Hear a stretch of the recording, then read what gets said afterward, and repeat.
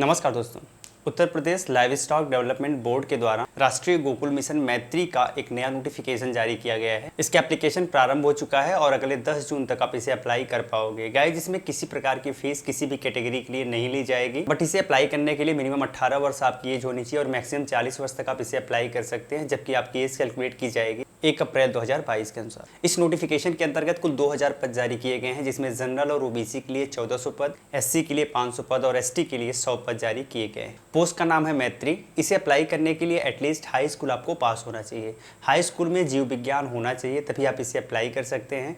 अगर आपने इंटरमीडिएट किया है और इंटरमीडिएट आपका जीव विज्ञान से है तो भी आप इसे अप्लाई कर सकते हैं और आपको वरीयता दी जाएगी हाई स्कूल के कैंडिडेट के कंपैरिजन में। सेकेंड चीज, आप उत्तर प्रदेश के मूल निवासी होने चाहिए और आप इस वैकेंसी को वहां से अप्लाई कर सकते हैं जिस ग्राम सभा से आप बिलोंग करते हैं। साथ ही वैकेंसी को अप्लाई करने के साथ आपके स्वास्थ्य प्रमाण पत्र की भी जरूरत पड़ती है, यानी कि आपको स्वस्थ होना जरूरी है। इसे अप्लाई करने के लिए इसकी ऑफिशियल वेबसाइट आपको स्क्रीन पर दिख रही होगी, यहाँ पर जाके आप इसे अप्लाई कर सकते हैं। अगर आपका इसमें सिलेक्शन होता है तो आपका काम क्या होगा हम ये जान लेते हैं। तो जो पशुपालक होते हैं उनके द्वार तक जाके आपको कृत्रिम गर्भाधान को बढ़ावा देना है। इसके साथ ही साथ पशुपालन संबंधित अन्य कार्यक्रमों में आपको पार्टिसिपेट करना पड़ता है। ये जो वैकेंसी इसमें उत्तर प्रदेश के सभी जिलों को इंक्लूड किया गया है, तो आप किसी भी जिले से बिलोंग करते हैं आप अपने जिले से इस फॉर्म को अप्लाई कर सकते हैं। इसमें आपका सिलेक्शन मेरिट के बेसिस पे हो सकता है, लेकिन अगर बहुत ज्यादा संख्या हुई तो एग्जाम भी लिया जा सकता है, बट अभी इसके बारे में कुछ भी श्योर नहीं किया गया है। साथ ही साथ आपकी सैलरी कितनी होगी इसके बारे में भी कुछ अभी कंफर्म नहीं है। अगर इसमें आपका सिलेक्शन हो जाता है तो 35 दिनों का सैद्धांतिक प्रशिक्षण दिया जाएगा, उसके बाद 55 दिनों का व्यवहारिक प्रशिक्षण दिया जाएगा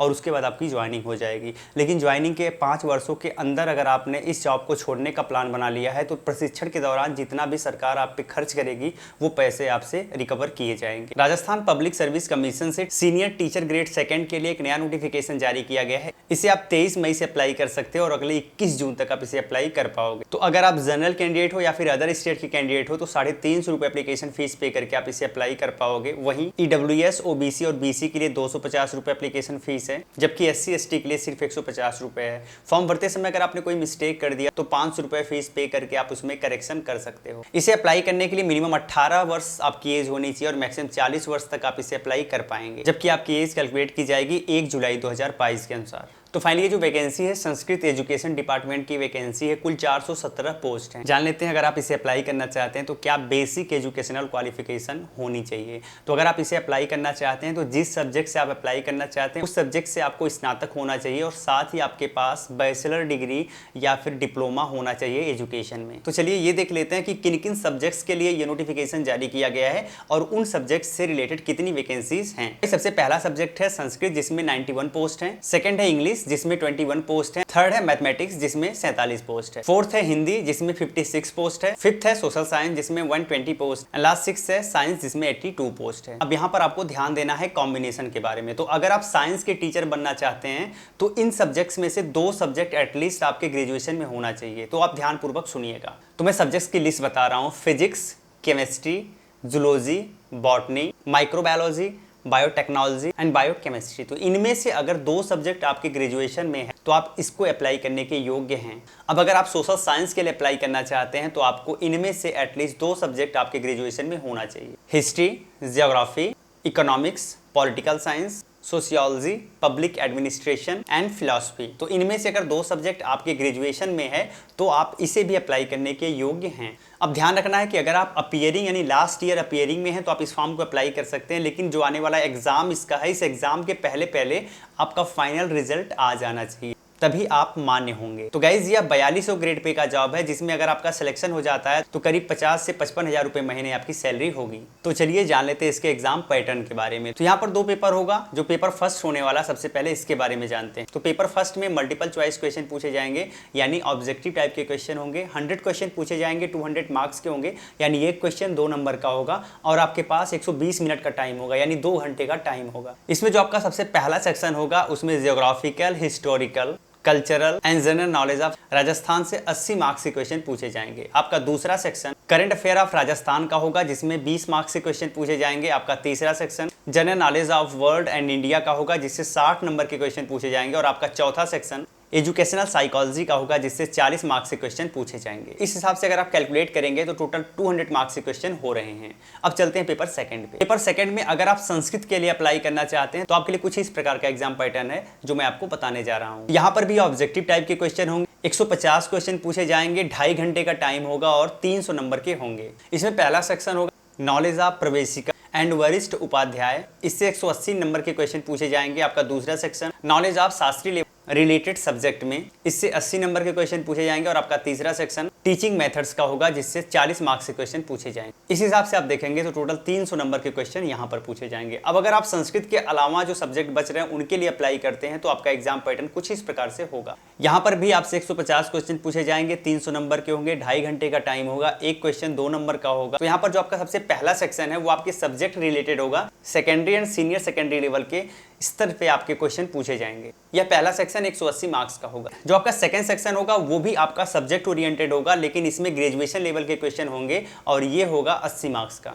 एंड आपका लास्ट सेक्शन होगा टीचिंग मेथड्स, तो यहाँ पर भी 40 मार्क्स के क्वेश्चन होंगे। इस हिसाब से देखा जाए तो 300 नंबर के क्वेश्चन यहाँ पर भी पूछे जाएंगे। यूपीएससी ने फाइनली एक नया नोटिफिकेशन जारी किया है। अगर आप एनडीए में या फिर नेवल एकेडमी में जाना चाहते हैं तो इसके लिए आप इस फॉर्म को जरूर अप्लाई करिएगा। इस फॉर्म को आप 18 मई से अप्लाई कर सकते हैं और अगले 7 जून तक अप्लाई कर पाएंगे। तो फाइनली ये जो आपका एग्जाम होने वाला है वो 4 सितंबर को लिया जाएगा और इसे अप्लाई करने के लिए 100 रुपये एप्लीकेशन फीस रखा गया है जनरल, ओबीसी और ईडब्ल्यूएस के लिए। अगर आप SC ST कैंडिडेट हैं तो आपको कोई फीस देने की जरूरत नहीं है। तो एज क्राइटेरिया के बारे में जान लेते हैं। तो अगर आपका जन्म 2 जनवरी 2004 से लेके 1 जनवरी 2007 के बीच में हुआ है तो आप इसे अप्लाई कर सकते हैं, आप इसके लिए एलिजिबल हैं। अब जानते हैं इसे कौन कौन अप्लाई कर सकता है, एजुकेशनल क्वालिफिकेशन क्या रखा गया है। तो अगर आप आर्मी विंग में जाना चाहते हैं तो इसके लिए आपको सिर्फ 10+2 पास होना चाहिए, या फिर अगर आप अपीयरिंग है तो भी आप इसके लिए एलिजिबल हैं। किस स्ट्रीम से है इससे फर्क नहीं पड़ता। तो फाइनली अगर आप नेवी या फिर एयरफोर्स में जाना चाहते हैं तो 10+2 पास होने के साथ साथ आपके 10+2 में फिजिक्स, केमिस्ट्री, मैथमेटिक्स एक सब्जेक्ट के रूप में होना चाहिए। और अगर आप 10+2 में अपीयरिंग है तो भी आप इसमें अप्लाई कर पाएंगे।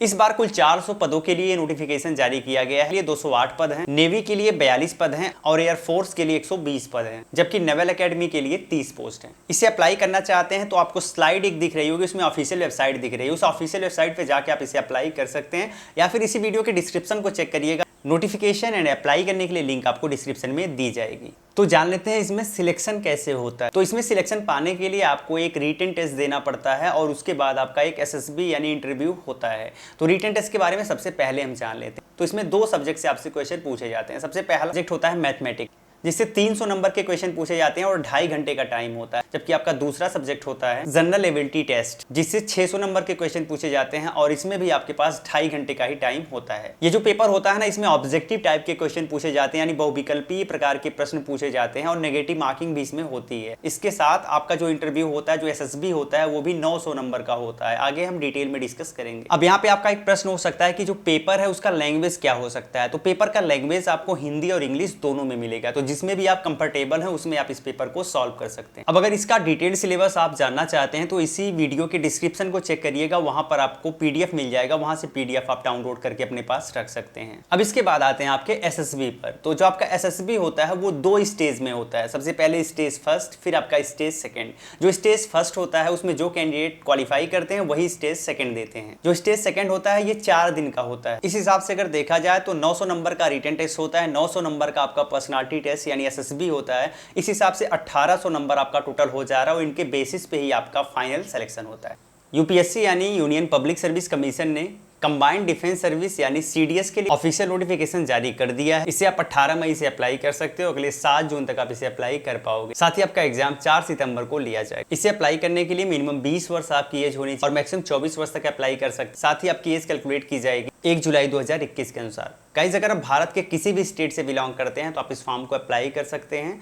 कुल 339 पदों के लिए इस बार नोटिफिकेशन जारी किया गया है। इसमें इंडियन मिलिट्री एकेडमी के लिए 100 पोस्ट हैं, इंडियन नेवल एकेडमी के लिए 22 पोस्ट हैं, एयरफोर्स के लिए 32 पोस्ट हैं, ऑफिसर्स ट्रेनिंग एकेडमी के लिए 169 पोस्ट हैं, जिसे OTA के नाम से भी जाना जाता है, एंड OTA फीमेल के लिए 16 पोस्ट हैं। इस फॉर्म को सिर्फ अनमैरिड कैंडिडेट ही अप्लाई कर सकते, जिनकी भी शादी हुई है वो इस फॉर्म को अप्लाई नहीं कर सकते। अब जानते हैं इसके एजुकेशनल क्वालिफिकेशन के बारे में। तो अगर आप IMA इंडियन मिलिट्री एकेडमी में जाना चाहते हैं तो आपको ग्रेजुएशन कंप्लीट होना चाहिए। तो आप किसी भी स्ट्रीम से ग्रेजुएशन किए हुए हैं आप इसे अप्लाई कर सकते हैं। अब अगर आप इंडियन नेवल एकेडमी के लिए अप्लाई करना चाहते हैं तो एटलीस्ट आपको ग्रेजुएट होना चाहिए इंजीनियरिंग में, यानी आपके पास इंजीनियरिंग में डिग्री होनी चाहिए, तभी आप इंडियन नेवल एकेडमी के लिए अप्लाई कर सकते हैं। अब अगर आप इंडियन एयर फोर्स में जाना चाहते हैं तो आपके पास ग्रेजुएशन की डिग्री होनी चाहिए, साथ ही 10+2 में फिजिक्स और मैथमेटिक्स होना चाहिए। अगर ये कॉम्बिनेशन नहीं बन रहा है तो अगर आपने बैचलर ऑफ इंजीनियरिंग करा हुआ है तो भी आप इसे अप्लाई कर सकते हैं। साथ ही साथ अगर आप लास्ट ईयर अपीयरिंग में हैं तो भी आप इस फॉर्म को अप्लाई कर पाएंगे। अब जान लेते हैं इसके सिलेक्शन प्रोसेस के बारे में। तो यहाँ पर आपका रिटन टेस्ट होगा, इसके अलावा आपका पर्सनालिटी टेस्ट होगा जिसके बेसिस पे आपका सिलेक्शन होगा। तो चलिए सबसे पहले इसके रिटन टेस्ट के बारे में जान लेते हैं। तो रिटन टेस्ट में 3 सब्जेक्ट से क्वेश्चन पूछा जाएगा। सबसे पहला सब्जेक्ट इंग्लिश का होगा जिसमें 100 मार्क्स से क्वेश्चन पूछे जाएंगे, 2 घंटे का टाइम होगा। दूसरा सब्जेक्ट जनरल नॉलेज होगा, इससे भी 100 क्वेश्चन पूछे जाएंगे, 2 घंटे का टाइम होगा। तीसरा सब्जेक्ट एलिमेंट्री मैथमेटिक्स होगा जिससे 100 क्वेश्चन पूछे जाएंगे, 2 घंटे का टाइम होगा। अभी जो मैंने आपको बताया वो Indian military academy, Indian naval academy and air force तीनों के लिए है। अब अगर आप ओटीए के लिए अप्लाई करना चाहते हैं तो आपका एग्जाम पैटर्न कुछ इस टाइप से होगा। आपके लिए 2 सब्जेक्ट से क्वेश्चन पूछा जाएगा। सबसे पहला सब्जेक्ट इंग्लिश का होगा जिससे 2 घंटे में 100 मार्क्स से क्वेश्चन पूछे जाएंगे, और आपका दूसरा सब्जेक्ट जनरल नॉलेज का होगा, इससे भी 100 मार्क्स से क्वेश्चन पूछे जाएंगे, 2 घंटा टाइम होगा। ये जो आपका एग्जाम होने वाला है इसमें ऑब्जेक्टिव टाइप के क्वेश्चन पूछे जाएंगे और पेपर आपको हिंदी और इंग्लिश दोनों में मिलेगा। अगर आप इसके सिलेबस को डाउनलोड करना चाहते हैं, इस वीडियो के डिस्क्रिप्शन में आपको लिंक मिलेगी, वहां से आप इसे डाउनलोड कर पाएंगे। साथ ही कौन सी बुक आपके लिए बेस्ट हो सकती है इसके लिए भी लिंक आपको इसी वीडियो के डिस्क्रिप्शन में दे दी जाएगी। इसका एसएसबी 2 स्टेज में होता है, stage first and stage second. केवल वो कैंडिडेट जो स्टेज फर्स्ट को क्लियर करते हैं वही स्टेज सेकंड में एंट्री प्राप्त कर पाते हैं। इसका stage first officer intelligence rating test यानी OIR test, picture perfection and description test oriented होता है। जो स्टेज सेकंड होता है इसमें group testing officer task, psychology test and conference oriented चीजें पूछी जाती हैं। यह जो टेस्ट होता है ये 4 दिन, यानी स्टेज सेकंड जो होता है ये 4 दिन का होता है। इस हिसाब से written test stage first stage second के बाद आपका फाइनल सिलेक्शन हो जाता है सीटीएस के लिए। जान लेते हैं इसके फिजिकल क्राइटेरिया के बारे में। तो यहाँ पर आपकी हाइट 162.5 सेंटीमीटर होनी चाहिए। आपके लेग की लेंथ